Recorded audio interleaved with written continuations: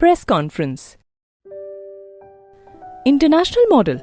टीना ने तो इतना बड़ा कभी सोचा भी नहीं था। आज वो सिर्फ प्रणय को उसके लिए ही सजा देना चाहती थी और खुद को दोबारा से इस इंडस्ट्री में खड़ा करना चाहती थी। वो बस अभी प्रणय गुलाटी और यूसुफा को उनके किए की सजा देना चाहती थी। पीजी ग्रुप की मीटिंग के ठीक पहले तकरीबन 12 बजे प्रणय और टीना लंच के लिए रेस्टोरेंट पहुंचे। प्रणय गुलाटी, जिसने कि बहुत दिनों से टीना के साथ लंच भी नहीं किया था, वो आज अचानक ही टीना को लंच के लिए ले जा रहा था। उसने रेस्टोरेंट में एक टेबल भी बुक कराई थी और कैंडल लाइट लंच का इंतजाम किया था। लेकिन अब टीना को इन सब से कोई फर्क नहीं पड़ने वाला था। प्रणय ने खुद टीना के लिए चेयर आगे खींची और उसे बैठने का इशारा किया। मैंने तुम्हारे लिए तुम्हारी फेवरेट सिलोइन स्टीक ऑर्डर किया है। कुछ पल के लिए टीना सरप्राइज हो गई। ये तो हद हो गई थी। 5 सालों तक रिलेशनशिप में रहने के बाद भी प्रणय को अभी तक ये नहीं पता था कि उसे खाना क्या पसंद है। टीना कुछ रिस्पॉन्स करने वाली थी कि शेफ खाने की ट्रे लेकर उसके पीछे आकर खड़ा हो गया। वो टीना की तरफ मुड़ा और बोला, मिस टीना, आज हम आपके लिए आपकी पसंदीदा फिलेट स्टीक लेकर आए हैं। आपकी शादी के लिए फेडरिक रेस्टोरेंट की तरफ से कांग्रेचुलेशन। ये सुनकर प्रणय के चेहरे का रंग अचानक से ही उड़ गया, लेकिन उसके मुंह से एक भी शब्द नहीं निकले। उसने बस चुपचाप टीना की प्लेट हटाते हुए कहा, तुम फिलेट स्टीक कब से खाने लग गई?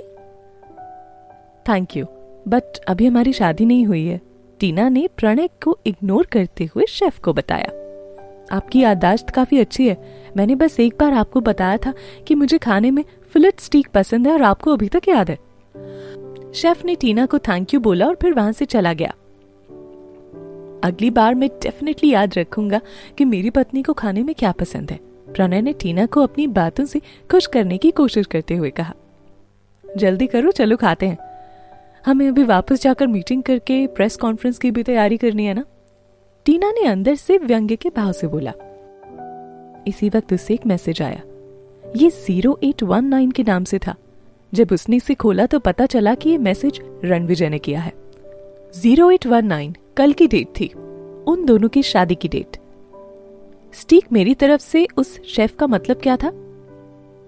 अच्छा, वो तो स्टीक रणविजय ने भिजवाई थी। टीना के चेहरे पर हंसी आ गई और उसने टेबल के नीचे हाथ करके मैसेज टाइप करके लिखा, तुम्हें कैसे पता चला कि मैं यहाँ पर रहूंगी? मैं जो कुछ भी ढूंढना चाहता हूँ वो खुद मुझे ढूंढ लेता है, रणविजय ने लिखकर भेजा। टीना इस वक्त अपने फोन में बिजी थी, लेकिन फिर भी वो चौकन्नी होकर रेस्टोरेंट में चारों तरफ देखे जा रही थी। हालांकि रणविजय वहां पर नहीं था, फिर भी जिस तरह वो टीना पर नजर रखे हुए था, टीना को लगा कि वो आसपास ही कहीं है। उसके पास किसी को भी फॉलो करने के बहुत से रास्ते थे। टीना, तुम क्या देख रही हो? प्रणय गुलाटी ने उसकी आंखों के आगे अपना हाथ हिलाते हुए पूछा। वो उससे सवाल पूछने के लफ्ज में बात कर रहा था।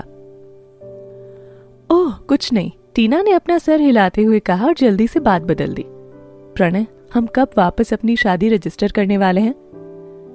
ये सब सेटल हो जाने के बाद। तुम्हें तो पता ही है आने वाला टॉप 10 मॉडल अवार्ड यूसुफा के करियर के लिए कितना इंपॉर्टेंट है। टीना, वो बहुत लकी है क्योंकि उसके पास तुम हो, नहीं तो यूसुफा इस वक्त बर्बाद हो चुकी होती। प्रणय ने टीना के गिलास में रेड वाइन डालने के बाद उसे उसकी तरफ बढ़ाते हुए कहा, जो कुछ भी तुम चाहते हो वो वापस लाने में मैं तुम्हारी मदद करूंगी, टीना ने हल्की मुस्कान के साथ कहा। उसकी गालों पर पड़ने वाले डिंपल उसे और खूबसूरत बना रहे थे। लेकिन प्रणय गुलाटी ने इस वक्त इसे जरा सा भी नोटिस नहीं किया। उसका दिल कई सालों से सिर्फ यूसुफा के लिए जिस्मानी प्यार में ही डूबा था, इसलिए उसे टीना के द्वारा कही जाने वाली बातों के मतलब का भी कोई अंदाजा नहीं था। टीना, तुम्हें ये सब कुछ झेलना पड़ रहा है। टीना अच्छे से जानती थी कि आज का लंच उसे एक रिवॉर्ड के तौर पर दिया जा रहा था। वो यूसुफा और पीजी ग्रुप के लिए जो कुछ भी करने वाली थी, सिर्फ उसके रिवॉर्ड के तौर पर प्रणय उसे लंच पर लेकर आया था। हाँ, प्रेस कॉन्फ्रेंस के बाद अपने मैनेजर से कांटेक्ट करो, उसका तो मैं अलग से हिसाब करूंगा, प्रणय ने थोड़े गुस्से में कहा। ओके, टीना ने मुस्कुराते हुए जवाब दिया। हालांकि वो किसी भी कीमत पर रितिका को कुछ नहीं होने देगी। 2 बज चुके थे। पीजी के मेन हॉल में हर जगह से आए हुए रिपोर्टर्स इकट्ठे हो चुके थे। वो सभी ये जानने को बेहद उत्सुक थे कि टीना आज क्या कहने वाली थी। सभी के पास टीना के लिए सवाल था। वो अचानक से कहाँ चली गई थी, उसने पीजी के साथ क्या समझौता किया था और वो यूसुफा की जगह स्टेज पर क्यों आई। इस तरह के हजारों सवाल टीना से पूछे जाने वाले थे। 3 बज चुके थे। साधारण से कपड़े पहने हुए टीना अपने बॉडीगार्ड के साथ वहां पहुंची। वो धीरे धीरे स्टेज पर चढ़ी और अपना चेहरा भीड़ के आगे कर दिया। सभी रिपोर्टर्स उससे सबसे पहले सवाल पूछने के लिए आपस में लड़ रहे थे। टीना, आपका नाम सर्च रैंकिंग में सबसे पहले स्थान पर चल रहा है और ये अभी भी बहुत सर्च किया जा रहा है। क्या आपने इस पोजीशन पर आने के लिए पैसे दिए हैं? टीना, आप और यूसुफा दोनों ही पीजी के मॉडल हैं, लेकिन पिछले कुछ सालों से सिर्फ वो ही लाइमलाइट में नजर आती हैं। क्या आपको कंपनी द्वारा प्रमोट नहीं किया जा रहा है, इसीलिए आपने उसके फेम को हासिल करने के लिए सब किया? टीना, क्या आपने ये सब खुद को मशहूर करने के लिए किया है? इस बेहद अव्यवस्थित माहौल को संभालने के लिए कंपनी के स्टाफ जल्दी से रिपोर्टर्स को पीछे की तरफ करने लग गए। जब सब कुछ कंट्रोल में हो गया तब टीना को बोलने के लिए कहा गया। सबसे पहले मैं आप सभी से माफी मांगना चाहती हूँ। मेरी वजह से कंपनी को नुकसान हुआ और यूसुफा को भी परेशानी उठानी पड़ी। HF क्राउन के स्टार शो में मैंने बिना कंपनी और यूसुफा की जानकारी के ही स्टेज पर जाने का फैसला खुद से लिया था। ये सब जो कुछ भी हुआ इसमें मेरी कंपनी, पीजी ग्रुप और यूसुफा का कोई भी हाथ नहीं है। मैं खुद को लाइट में लाने के लिए ये सब कर रही थी, लेकिन अब मुझे अपने किए पर बहुत पछतावा है और मैं आप सभी से इसके लिए माफी मांगना चाहती हूँ। लेकिन मेरी मैनेजर का इसमें कोई हाथ नहीं था। वो सिर्फ मेरे ही दिए गए ऑर्डर्स को फॉलो कर रही थी। मैं अब हर चीज की जिम्मेदारी खुद पर लेती हूँ। आप सभी के यहाँ आने के लिए धन्यवाद। Thank you. टीना के बोलने के बाद हॉल लोगों की आवाज से गूंजने लगा। रिपोर्टर्स को इतनी आसानी से भरोसा ही नहीं हो रहा था।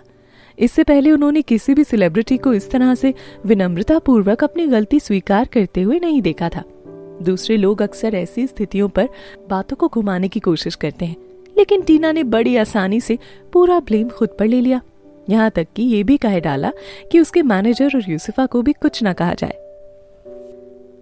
टीना को लगा था कि इसके बाद सब कुछ खत्म हो जाएगा, लेकिन प्रणय गुलाटी ने पहले से ही कुछ और करने की तैयारी कर रखी थी। जब उसे लगा कि लोगों का ध्यान अब टीना के ऊपर आकर रुक गया है, तो उसने अपनी कंपनी के असिस्टेंट और डायरेक्टर से ये कहलवा दिया कि ये पहली बार नहीं था जबकि टीना ने ऐसा कुछ किया हो।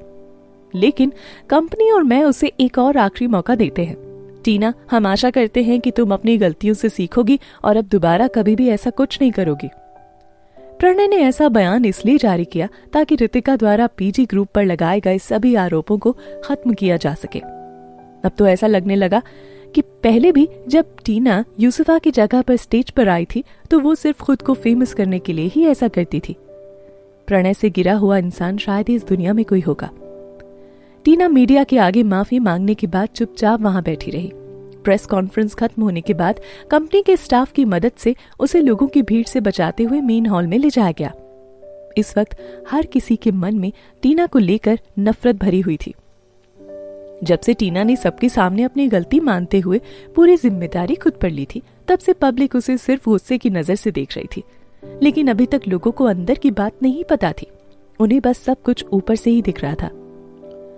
बिजनेस मीटिंग से बाहर आने के बाद रणविजय को अपने स्टाफ के द्वारा इसके बारे में थोड़ा बहुत सुनने को मिला। उसने तुरंत ही अपने असिस्टेंट से आज के प्रेस कॉन्फ्रेंस में हुए हर एक चीज की डिटेल में जानकारी ली। सर, क्या आप टीना मैम के लिए अब कोई स्टैंड लेंगे? नहीं, अब नहीं। मैं देखना चाहता हूं कि वो इन सब से कैसे निपटती है, रणविजय ने शालीनता से जवाब दिया।